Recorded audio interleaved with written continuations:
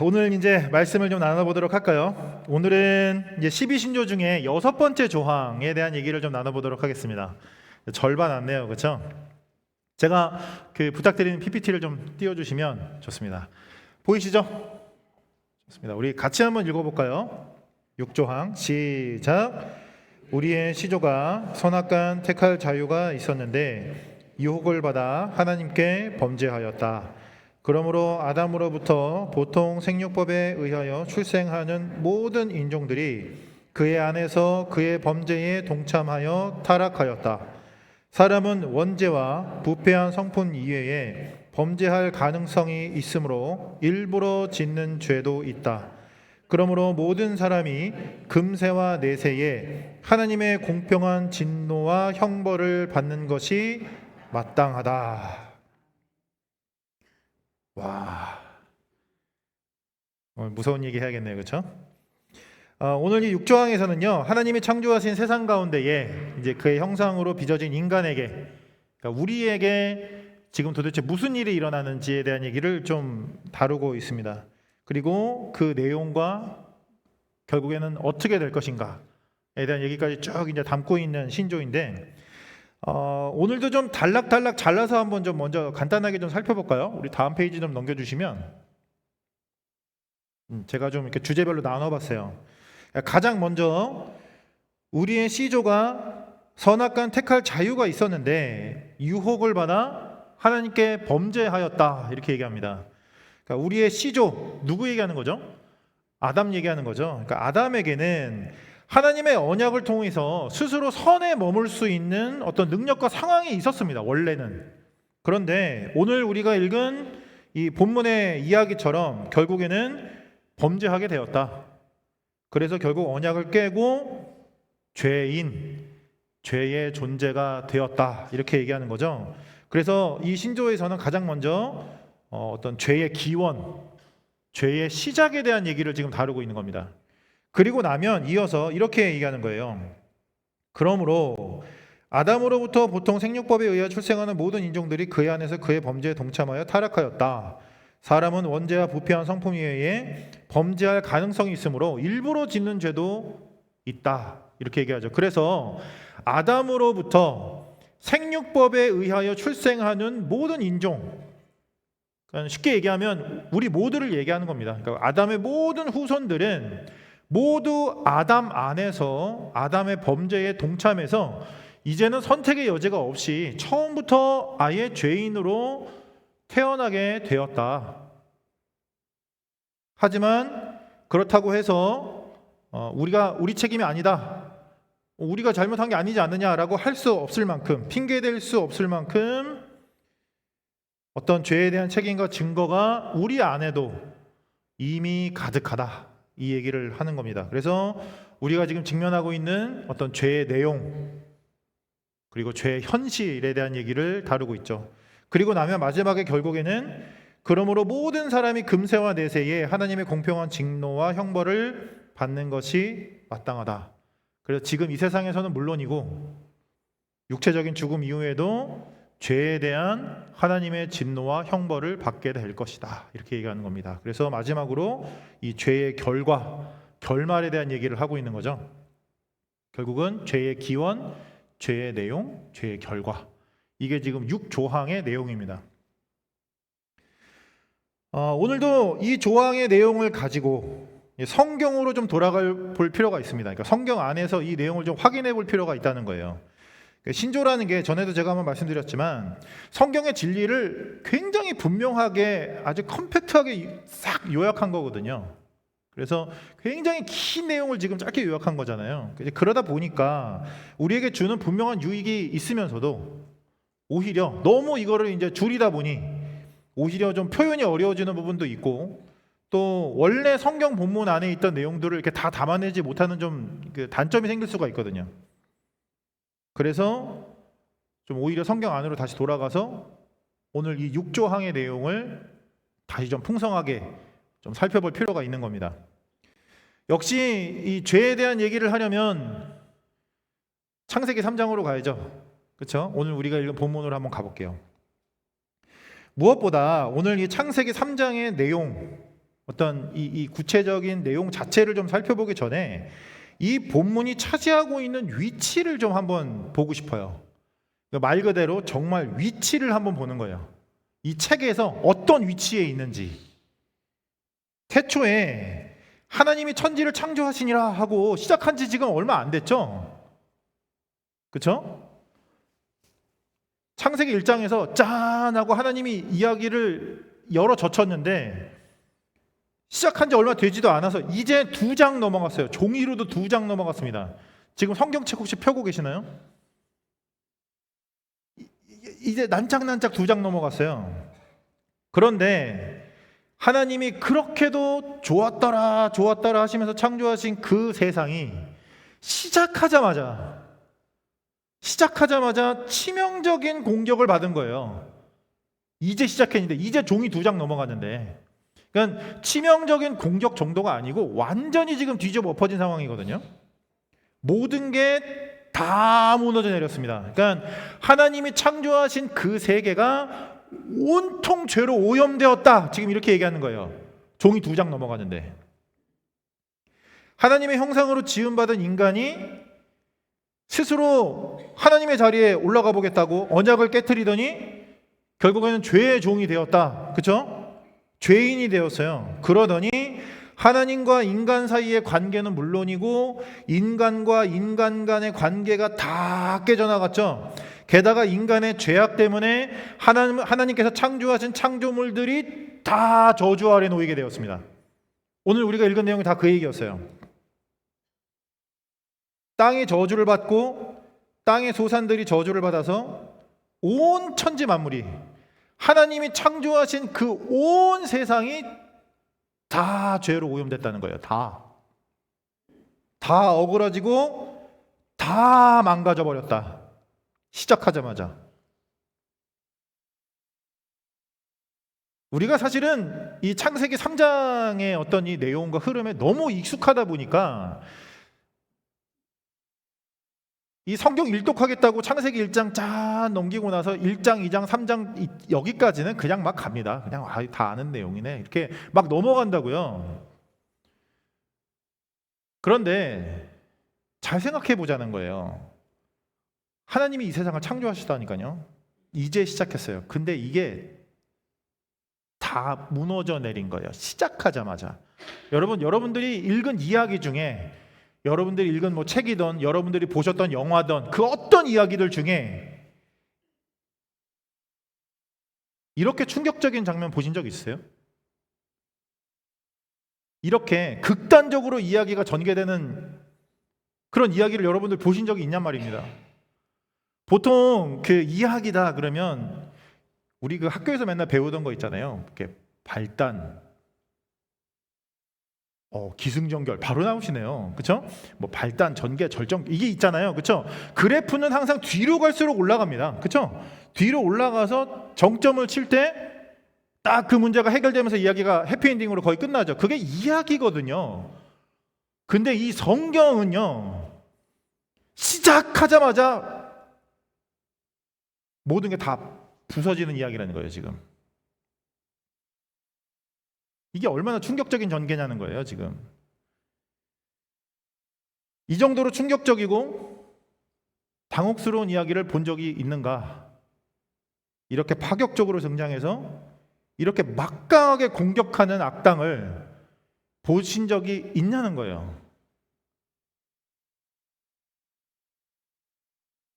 그래서 이 창세기 3장의 위치를 다시 한번 명심해 보고 오늘 이 본문을 들여다보기 시작하면 조금 더 분명하게 드러나는 포인트가 몇 가지가 있습니다.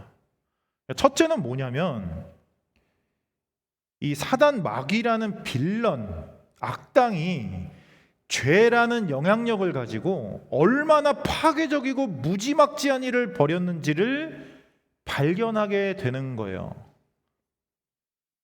다시 한번 말씀드릴게요. 사단 마귀라는 빌런이 있는 거예요. 그 악당이 죄의 영향력을 가지고 지금 얼마나 무지막지한 일을 벌였는지 보시라고요. 우리는요, 근데 이 죄라는 주제를 다루게 되면 너무 빨리 너무 쉽게 자책으로만 자꾸 갑니다. 그러니까 내가 죄를 지었다는 거예요, 자꾸. 그것도 틀린 얘기는 아니죠. 우리 안에 핑계댈 수 없는 죄의 증거가 사실은 차고 넘칩니다. 그래서 오늘 6조항에서도 이런 얘기를 하잖아요. 사람은 원죄와 부패한 성품 이외에 번제할 가능성이 있으므로 일부러 짓는 죄도 있다. 예전에 어떤 죄에 관련된 사건이 일어나서 모두가 다 죄인이 되었다고 하더라도 너희들 안에도 지금 죄에 대한 핑계댈 수 없는 책임과 의무가 있잖아. 이 얘기를 지금 6조항에서도 하는 거예요. 그래서 이건 내 얘기 아닌데요 하기에는 창세기 3장에서부터 피어오르는 이 죄의 냄새가 핑계댈 수 없이 우리 안에서도 피어오릅니다. 그러니까 창세기 3장을 읽다 보면 이건 나랑 완전 상관없는 얘기인데 할 수가 없어요. 거기에서 드러나는 죄의 그 냄새가, 죄의 향기가 계속 내 안에서 나거든요. 그런데 이게 우리가 직면하고 있는 죄라는 문제의 결정적인 원인이나 상황이 아니라는 거예요, 지금. 오늘 6조항도 한번 잘 생각해 보세요. 오늘 6조항도 어떻게 시작하는지 한번 생각해 보자는 거예요. 오늘 6조항을 시작할 때 너희들도 죄 지었지, 죄 지을 수 있는 가능성이 있지, 그래서 너희들도 죄를 지었잖아, 이렇게 시작하는 게 아니라 오늘 이 6조항은 이렇게 시작합니다. 우리의 시조가 선악간 선택할 자유가 있었는데 유혹을 받아, 이게 굉장히 중요한 포인트인 거예요. 유혹을 받아 하나님께 범죄하였다. 그러므로 아담으로부터 보통 생육법에 의해 출생하는 모든 인종들이 그의 안에서 그의 범죄에 동참하여 타락하였다. 우리의 시조가 유혹을 받았다는 거예요. 이게 첫 단추예요. 더 적나라하게 얘기하면 주적이 따로 있는 거예요, 지금.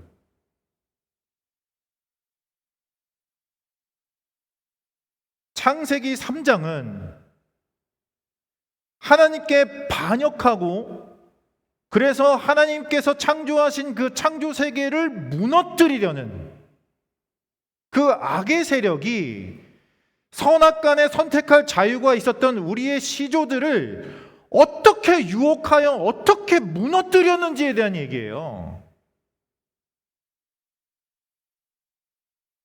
근데 이 얘기하기가 굉장히 쉽지 않습니다. 왜냐하면 이제 이 얘기가 굉장히 강조되기 시작하면 이게 이제 우리 마음이 어디로 뛰어가냐면 그러면 그건 사단 때문이다. 우리 책임 없다. 그러니까 누가 우리를 유혹해서 이렇게 된 거라며. 그럼 우리 책임은 아니지. 그러니까 자꾸 우리 마음이 그리로 뛰어가는 경향이 있기 때문에 여기에 지금 무게를 잘 못 실고 있는 건데, 그러다 보니까 오히려 반대로 정말 중요한 단추를 자꾸 빼먹게 되는 거예요. 성경이 시작하자마자 모든 게 다 뒤집어 엎어지는 이 창세기 3장의 이 극단적인 구성과 내용은 죄라는 빌런의 사악함과 막강함이 얼마나 파괴적이고 광범위한 것인지를 우리에게 확실하게 보여주는 구성과 내용으로 되어 있는 거예요. 이게 지금 얼마나 막강한 악당이 얼마나 엄청난 일을 벌여놨는지를 보라, 이렇게. 그래서 우리는 이 사건을 타락이라고 하잖아요. 그렇죠?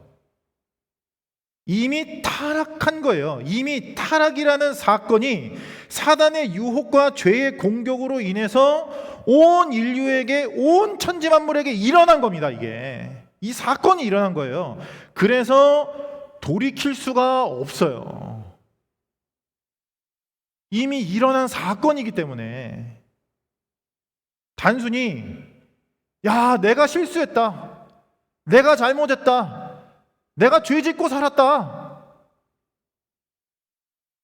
그 정도가 아니라 조금만 더 위로 올라가서 내 부모가 실수를 했다, 내 부모가 나를 잘못 길렀다, 내 부모가 실수를 한 거야, 내 부모가 죄를 지은 거야가 아니, 그 수준의 얘기가 아닌 거예요. 지금 이 얘기가 우리의 시조에까지 얘기가 거슬러 올라가는 겁니다.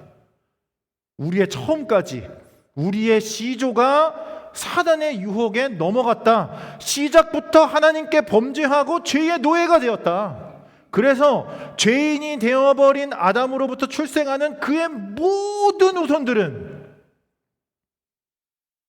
아담의 모든 후손들은 한 명도 예외 없이 죄인으로 태어나게 된다. 이렇게 되는 거예요. 그래서 여러분 이런 표현 이렇게 흔히들 하잖아요. 우리는 죄를 지어서 죄인이 되는 게 아닙니다. 죄인이기 때문에 죄를 짓는 거예요. 아무도 여기에서 벗어날 수 없고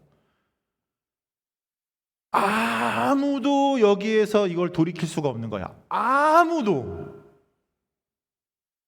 그 어느 누구도 망한 거예요. 다 망했다니까요. 그게 창세기 3장에 이 이야기가 들어가 있는 이유예요. 창세기 3장 이후에 태어난 너희는 다 망했다요. 다 망했다. 이미 창세기 3장부터 유혹을 받아 다 망한 것입니다.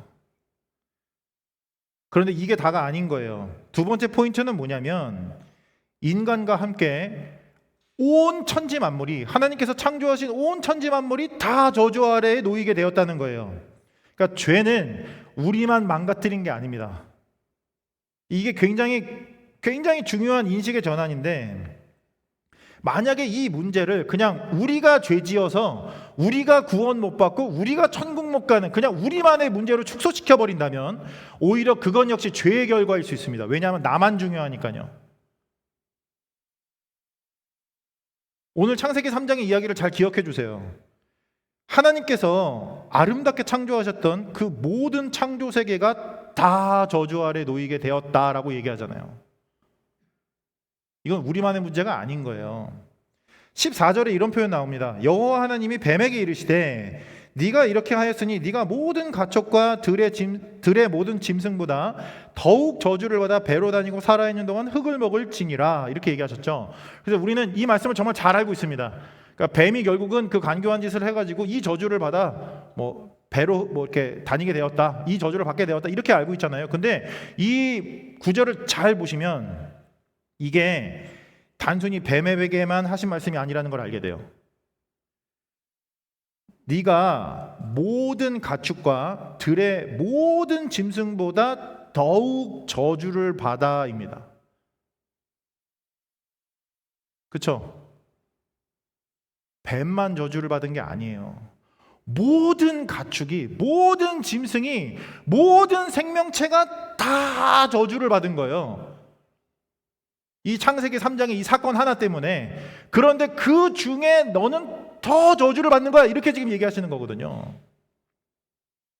모든 가축과 들의 모든 짐승이 저주를 받았습니다. 이들도 동일한 복을 받았어요. 생육하고 번성하라라는 동일한 명령을 받은 생명체들이었어요. 창세기 1장에 보시면 그 명령은 인간만 받은 게 아니었습니다.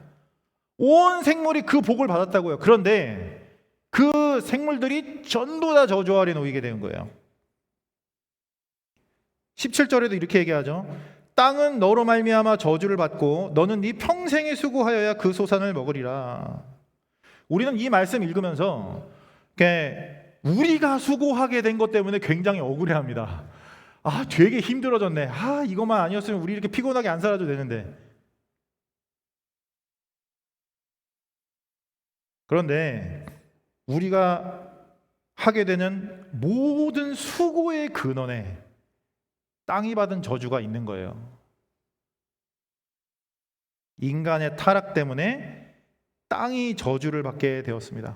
그래서요, 우리가 정말 잘 알고 있는 로마서 8장을 보면 이런 표현이 나오는 거예요. 이게 그러고 나면 이 표현이 더 이해가 돼요. 이 말씀이 로마서 8장 19절에서 22절.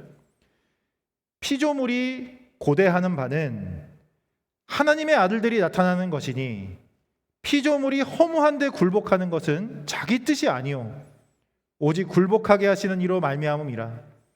그 바라는 것은 피조물도 썩어짐의 종로를 탄 데서 해방되어 하나님의 자녀들의 영광의 자유에 이르는 것이니라. 피조물이 다 이제까지 함께 탄식하며 함께 고통을 겪고 있는 것을 우리가 아느니라 한다고요. 로마서 8장에서 이 얘기를 하는 거예요. 지금 창세기 3장의 그 사건 하나 때문에 우리의 문제는 물론이고 모든 피조물이 지금 이 문제 아래에 갇히게 되었다는 거예요. 우리가 겪는 모든 고난의 근원이 여기에 있습니다. 우리가 겪는 모든 갈등의 근원, 우리가 겪는 모든 허무함과 두려움과 절망과 분노와 궁핍과 눈물과 죄악과 무슨 단어들이 더 있을까요? 그러니까 우리가 경험하는 모든 부정적인 것들의 근원이 다 여기 있어요. 심지어 거기에 따라오는 죄책감마저도, 죄의식마저도 모든 것의 근원이 여기에 있는 거예요. 이게 분명하게 눈앞에 드러나면 이 창세기 3장의 사건이 얼마나 전반적으로 치명적으로 우리에게 영향을 줬는지를 알게 되면 이 질문을 안 할 수가 없습니다. 도대체 어떻게 하라는 거야? 이 질문이 나온다고요. 도대체 이걸 어떻게 다뤄야 하는가? 그래서 이어지는 세 번째 포인트가 뭐냐면 결국 이 타락이라는 사건을, 이 타락이라는 아주 절대적인 이 문제를 다룰 수 있는 분은 오직 하나님뿐인 거예요. 그래서 하나님밖에 이걸 다룰 수가 없는 거예요. 누구도 돌이킬 수 없는 타락이라는 이 사건이 일어났던 이 시기, 우리는 다 태어나지도 않았던 그때에, 게다가 그 여파, 온 천지 만물에 미친 그 여파를 조금이라도 생각해 보면 타락이라는 사건 때문에 얼마나 많은 것들이 무너져 내렸는지, 얼마나 우리 안에 깊숙하게 영향을 미쳤는지, 우리를 비롯하여 심지어 우리 때문에 온 천지 만물이 죄악으로 오염되어 버린 이 죄악의 스케일을 보면 이 문제를 다루고 해결할 수 있는 분은 오로지 하나님밖에 없습니다. 그 누구도 이걸 다룰 수 없어요. 우리는 창세기 3장을 읽으면서 이 창세기 3장을 주로 이렇게 요약합니다. 그러니까 아담과 하와가 선악을 알게 하는 열매를 먹었다. 그래서 죄인이 되었다. 그래서 결국은 하나님께서 저주를 내려서 저주를 받고 에덴 동산에서 쫓겨났다. 이게 이제 주로 우리가 요약하는 창세기 3장의 내용이거든요. 그런데 잘 보시면 오히려 창세기 3장의 결론은 하나님께서 그들을 살려주셨다입니다. 하나님께서 그들을 살려주셨다. 하나님께서 이 문제를 해결할 수 있는 길을 열어주셨다가 이 이야기의 사실 결말인 거예요. 오늘 우리가 같이 읽었던 말씀 마지막 절 보시면 21절에 이렇게 나오죠. 여호와 하나님이 아담과 그의 아내를 위하여 가죽옷을 지어 입히시니라, 이렇게 나옵니다. 그러니까 누군가 대신 죽어서 그들이 살 수 있는 길을, 그 은혜를 타락이라는 사건 바로 뒤에 붙여놓는 거예요. 사실 이게 좀 문제가 뭐냐면, 이게 문제라고 얘기하면 제가 표현이 좀 이상하긴 한데, 이게 좀 아쉬운 건 뭐냐면, 이 해결이, 하나님의 해결이 너무 이게 빨리 갖다 붙어서 우리가 이 내용을 읽으면서 이 의미를 너무 쉽게 생각하고 지나가게 된다는 거예요. 사건이 일어나자마자 좀 뜸도 들이고 좀 고생도 하고 좀 이렇게 역경을 겪어야 나중에 그 결말이 왔을 때 이것의 결말이 의미가 있구나, 사실 이렇게 생각하는 게 우리 수준이잖아요. 근데 너무 이 해결이 빨리 와서 갖다 붙으니까 우리가 읽으면서도 그냥 쑥 읽고 지나가 버리는 거예요. 그래서 제가 이제 가끔 저희 마음 착한 저희 아내에게 하는 잔소리가 하나 있습니다. 애들 혼내고 너무 빨리 풀어주지 말라고 제가 맨날 그러거든요. 무슨 느낌인지 아시죠? 딱 그 느낌으로 이 부분을 쉽게 읽고 지나가 버리는 경향이 우리한테 있는 거예요. 너무 쉽게. 그런데 그렇지가 않아요. 그러니까 이 현장을 한번 상상해 보자는 거예요. 에덴 동산에서는 한 번도 살육이 일어난 적이 없습니다. 이때까지 한 번도 무엇인가 누군가가 죽은 적이 없어요. 하나님의 동산 한복판에서 처음으로 일어난 살육을 하나님이 직접 하신 거예요. 하나님이 직접 그걸 하셨다고요. 처음으로 동산 가득 피비린내가 막 이렇게 막 퍼져나갔을 텐데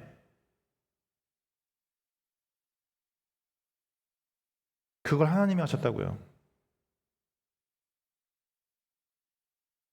동물이 죽어나가고 그 가죽이 옷으로 지어지는 그 한복판에서 아담과 하와는 아무것도 못하고 서 있었을 겁니다.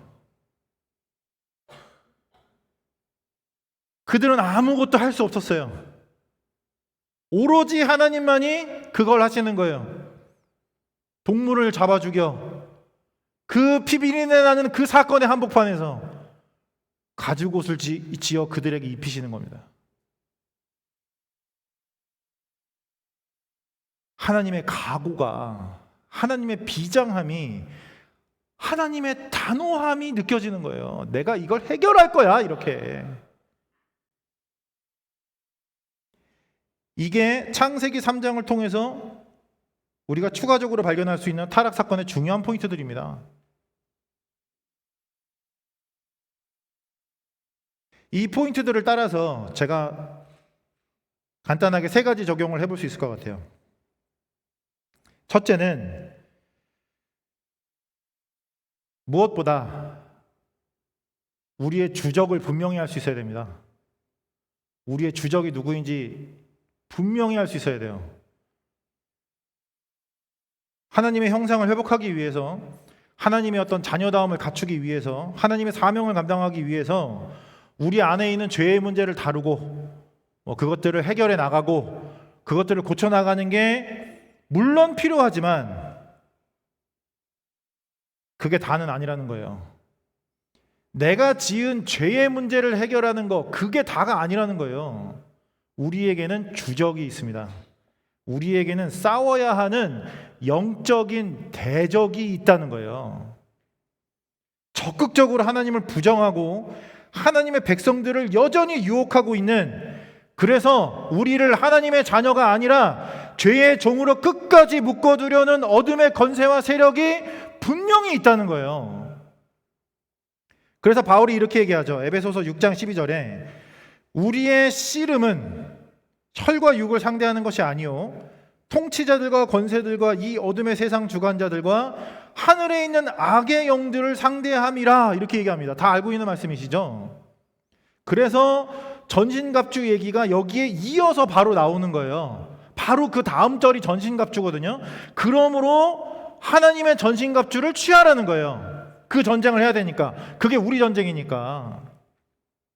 그런데 문제가 뭐냐면 이 하나님의 전신갑주를 입고 내 옆에 있는 사람들하고 싸우려고 그런다는 거예요. 주적이 따로 있는데 진리의 검, 하나님의 말씀이 오히려 다른 사람들을 판단하고 다른 사람들을 평가하는 무기가 되는 거예요. 자꾸 온통 옆에 있는 사람들 눈치 보고 견제하고 갈등하고 싸우느라 정신이 없는 겁니다. 제가 이런 질문 한번 드려볼까요? 이렇게 밤에 우리 이렇게 막 이불킥 한다 그러죠. 막 내가 그때 왜 그랬을까 막 이러면서, 그렇죠? 자다가 갑자기 잠이 안 오잖아요. 그렇게 이불킥 하면서 이렇게 막 안타까워하실 때 그렇게 잠 못 이루는 이유가 사단 마귀인 적이 혹시 있으신가요? 이렇게 그 공감이 안 되는 느낌. 제가 질문을 잘한 거죠. 분하다. 사단 마귀 때문이다. 어떻게 나를 이리 또 무너뜨리는가? 안타까워하신 적이 있냐는 거예요. 혹은 우리를 유혹하고 넘어뜨리려는 그 권세들에 대한 의분, 분하다 진짜. 그걸로 밤새워 보신 적 있냐고요. 여전히 내 안에 도사리고 있는 죄의 습성들 때문에 안타까움에 가슴을 뜯어본 적이 있는가? 정말 나는 왜 이리 안 되는가? 오히려 나를 잠 못 들게 하는 누군가가 있는 거예요. 자꾸 누군가, 내 옆에 누구, 그 사람 때문에, 그놈 때문에 잠이 안 옵니다. 우리 싸움이 그게 아닌데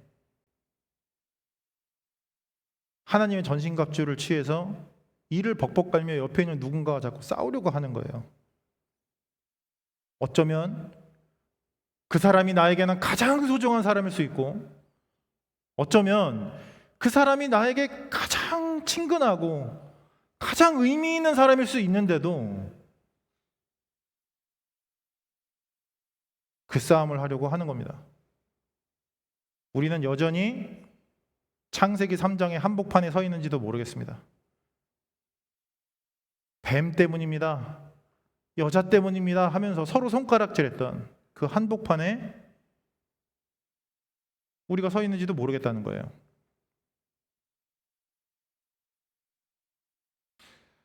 둘째는 이 죄의 문제를 다루는 하나님의 목적이 단순히 천국행 열차 탑승만은 아니라는 것을 기억했으면 좋겠습니다. 죄 때문에 결국 하나님의 심판을 받아서 지옥에 간대, 여기에만 집중하고 있다면 그것 역시 죄의 결과일 수 있습니다. 창세기 3장을 통해서 하나님께서 우리에게 설명하시는 죄의 여파와 스케일을 다시 한번 기억해 주십시오. 창세기 3장에 다루는 얘기는 그게 다가 아니에요. 인간의 타락으로 온 인류와 함께 하나님의 온 천지 만물이 죄와 저주 아래 놓이게 되었습니다. 그렇기 때문에 하나님의 구원은 모든 것의 회복과 완성을 목적으로 하는 거예요. 단순히 나만 구원받아 천국 가는 문제가 아니고요. 죄의 세력을 격파하고 죄로부터 구원받은 우리의 어떤 존재와 사명을 통해서 온 인류와 온 천지 만물이 창세기 3장 이전으로, 그 이전에 놀라운 그 영광과 환희의 그곳으로 돌아가는 것, 아니 그 이상으로 비교도 할 수 없는, 요한계시록에서 우리에게 보여주고 있는 비전이 그런 거잖아요. 창세기 1장과는 비교도 할 수 없는 하나님의 놀라운 나라에 대한 그 영광과 비전, 그리로 가는 게 우리의 목적이거든요.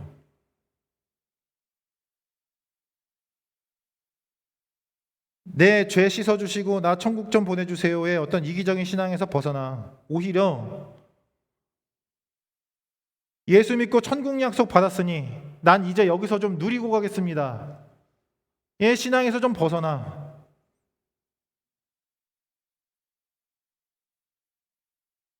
하나님께서 그 엄청난 죄와 사망의 권세 아래에서 우리를 구원하셨으니 이제는 주님께서 나에게 허락하신 그 정체성과 사명을 가지고 하나님이 창조하신 이 세상의 회복과 완성을 위하여 나 오늘 살아가기 원합니다 로 가야 한다는 거예요. 그래서 마지막으로 셋째는요,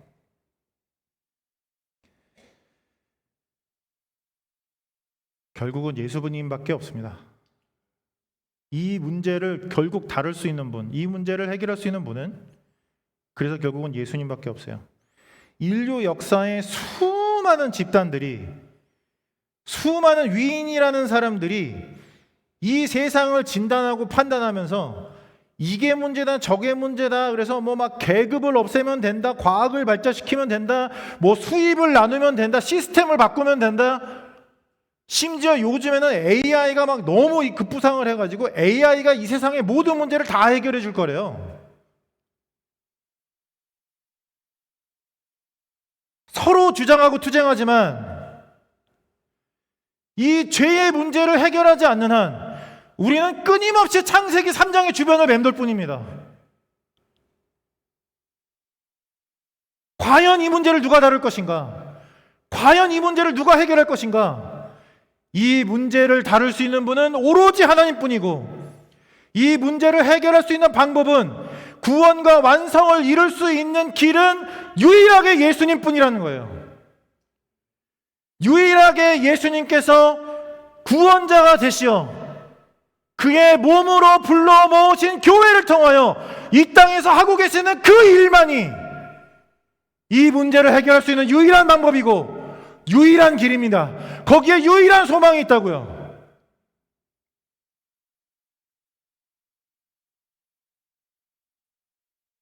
동산의 한복판에서 퍼져나갔을 그 짐승의 피비린내보다 더 진한, 비교도 할 수 없을 만큼 더 진한 예수 그리스도의 피비린내가 지금도 이곳을 가득 채우고 있습니다. 하나님이 예수를 통해 그 일을 하시겠다는 거예요. 거기에 우리의 구원이 있고, 거기에 우리의 능력이 있고, 거기에 우리의 유일한 소망이 있습니다.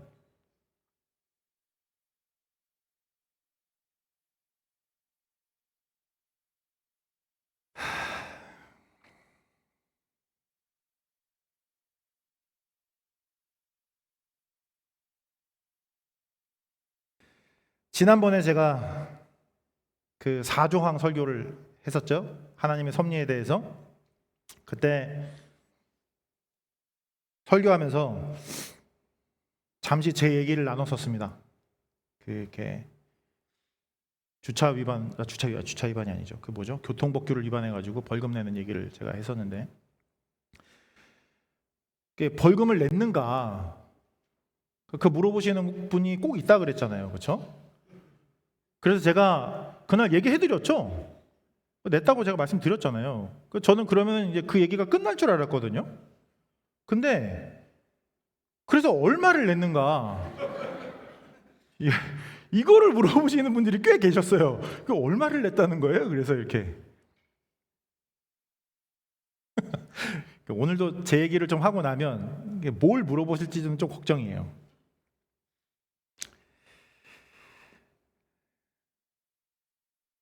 제가 몇 번 말씀드렸지만 미국에 처음 유학 오자마자 2달 만에 코로나가 왔어요. 제가 12월 말에 왔고 2월부터 코로나가 시작됐습니다. 미국에 대한 경험도 전혀 없고, 가족도 없고, 그때는 보험도 없었어요. 보험도 없고, 병원도 가기가 어려운 거예요. 그래서 정말 극단적으로 1년 이상을 집에 있었습니다. 정말 극단적으로 집에 있었어요. 그 남의 얘기라 그런지 별로 공감을 안 해주시는군요. 저한테는 굉장히 힘든 상황이었는데, 그때 기억이 나요. 정말 별 생각을 다 하면서 살았습니다. 방구석에 앉아서 정말 별 생각을 다 하면서 지냈던 것 같아요. 그 중에서 가장 많이 한 생각은 원망이었습니다. 시작은 항상 자책으로 시작합니다. 내가 왜 여기 와 있을까? 내가 왜 여기로 온다 그랬을까? 내가 왜 유학을 온다 그랬을까? 내가 왜 이렇게 했을까?로 시작은 하지만 그 생각을 하다 보면 결국에는 누군가를 자꾸 원망하는 거예요.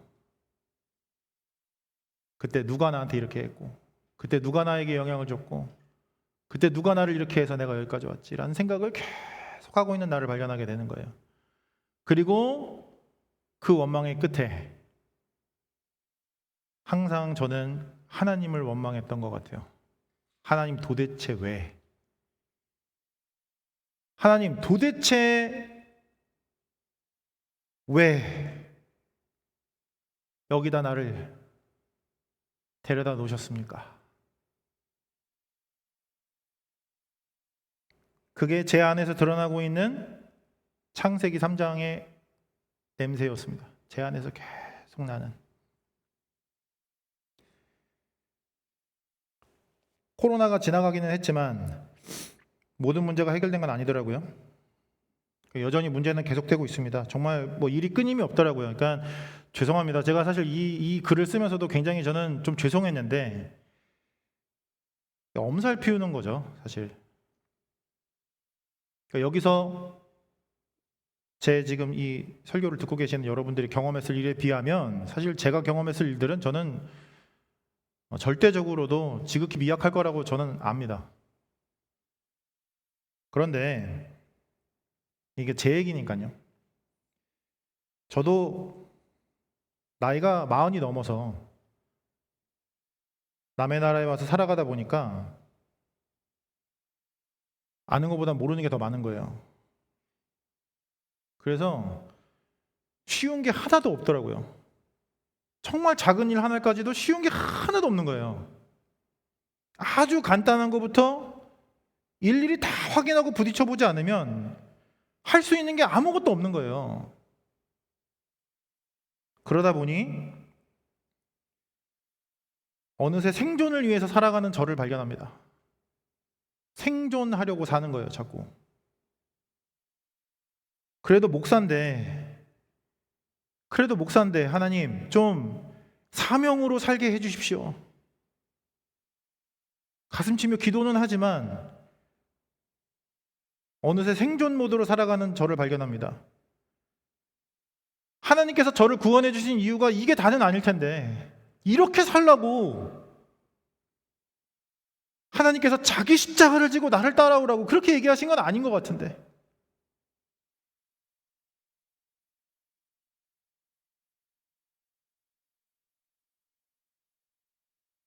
그런데 여러분, 이걸로 핑계 삼고 싶지는 않습니다. 그래서 오로지 예수뿐입니다. 제가 오늘 할 수 있는 말은 그 한마디뿐입니다. 오로지 예수님밖에 없습니다. 오직 예수뿐이고 더 예수뿐입니다. 그럼에도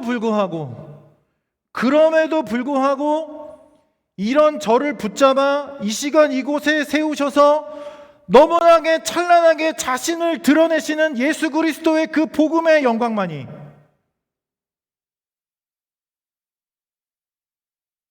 오늘 우리 앞에 너무나 분명하게 드러나기를 소망합니다. 저는 예수님을 믿습니다. 저는 오로지 예수님만 믿습니다. 예수님께서 저를 구원하셨음을 믿고, 예수님께서 지금 이 순간도 저와 함께 하심을 믿고, 예수님께서 이런 저의 모든 과정을 십자가로 사용해 주실 것이라고 저는 믿습니다. 결국 이 모든 것이 합력하여 선을 이루는 온 열방과 천지 만물의 회복과 새 창조가 예수 그리스도 안에서 반드시 완성되리라 믿습니다. 예수가 반드시 그걸 하시리라 믿습니다. 그 믿음으로 오늘 하루 우리에게 맡겨진 싸움을 싸워내며 하나님의 구원과 회복에 동참할 수 있는 그런 우리 모두가 되기를, 그런 오늘 이 밤의 기도와 우리의 찬양이 되기를 진심으로 소망합니다.